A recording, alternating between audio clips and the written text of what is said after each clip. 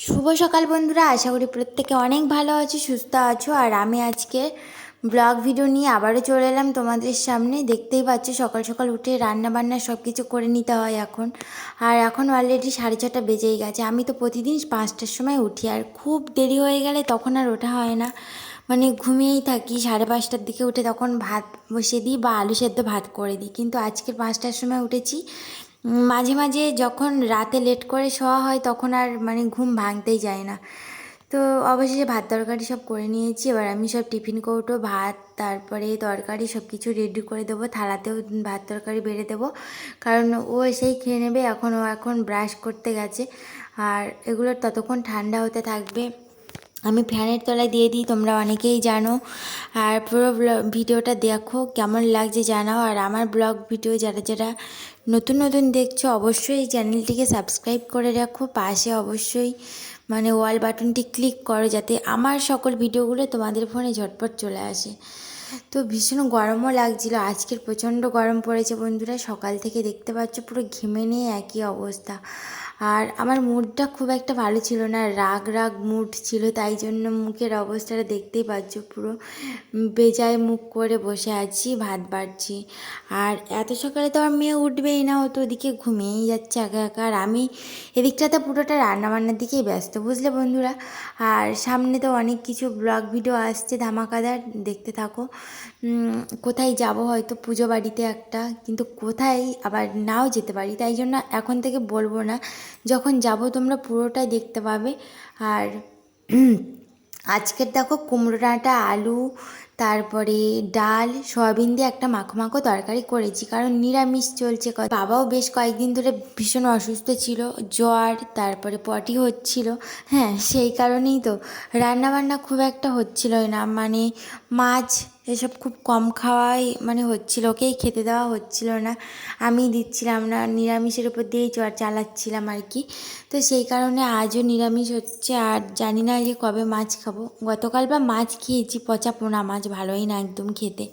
তাই জন্য কাজ থেকে আসার সময় আমি বললাম যে কিছু আনতে হবে না, মাছ আর দরকার নেই, জাস্ট মাছের তরকারি খেয়ে আমার জাস্ট রুচি মিটে গেছে।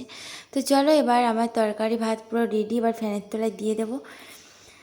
তারপর টিফিন কৌটোটা দিয়ে এসেছি সোজা ওখানে, মানে ফ্যানের নিচেও ঘরের মধ্যে। আর আমি এখানে চলে এলাম ছাতু খেতে, ঠিক আছে। আর ওর জন্য থালায় ভাতটা বাড়া রয়েছে, ওই জন্য চিনিটা দিয়ে দিচ্ছি আগে। এবার একটু ছাতু দেবো, দিয়ে জাস্ট মেখে খেয়ে নেবো। আমার মেয়ে তো এখনও ঘুমোচ্ছে, ওই জন্য আমি আমার মতো করেই খেয়ে নিচ্ছি। আর ওর বাবা এবারে ভাতটা খাবে হয়তো। মানে সব জিনিসপত্র গুছিয়ে নিতে হয়, জানোই প্রতিদিন ট্রেনে যাতায়াত করে, প্রায় 1-1.5 ঘন্টা রাস্তা। মানে পিয়ালি থেকে সেই পার্ক সার্কাস শিয়ালদা, সেই একদম লাস্ট স্টেশন সেইখানেই। তো সেই মতোভাবেই সব জিনিসপত্র, ওষুধ সব কিছু প্যাকিং করে গুছিয়ে নিতে হয়, না হলে এমনিই শরীর খারাপ ওর প্রচণ্ড। আর তার মধ্যে এতদিন কাজবাজ নেই, জানোই গরিব সংসারে ভীষণ পরিমাণে খাটনি যায় আর কি। তারপর জল চলে এসেছিলো 10:30 নাগাদ। আর আমি এখন ঘর টরগুলো সব কিছু মুছে নিচ্ছি, কারণ আমরা কালকের চলে যাব, সরি আর একদিন বাদেই চলে যাব বাবার কাছে।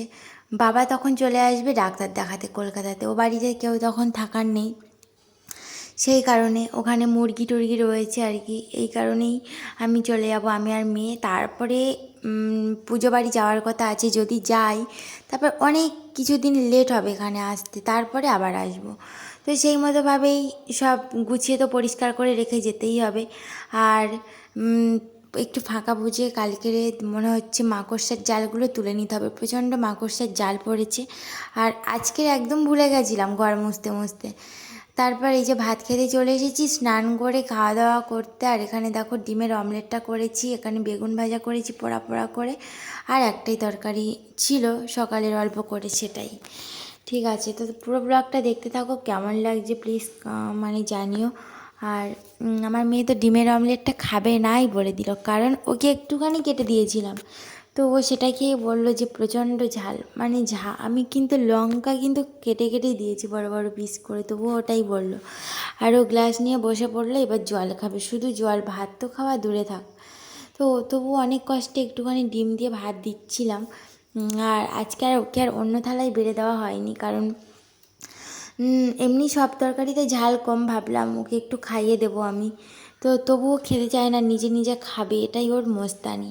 তারপর বিকেলবেলা ঘুম থেকে উঠে দেখি প্রচণ্ড পরিমাণে মেঘ গর্জন করছে। এখন কিন্তু রোদ নেই, আর তখন একটু রোদ ছিল, বেলা ছিল, সেই রোদ থাকা অবস্থাতে প্রচণ্ড মেঘ ডাকছে। চারদিকটা দেখো কতটা থমথমে হয়ে গেছে মেঘের গর্জনে, যেন এক্ষুনি ঝড় আসবে আর কি, এইরকম একটা মতাবস্থা।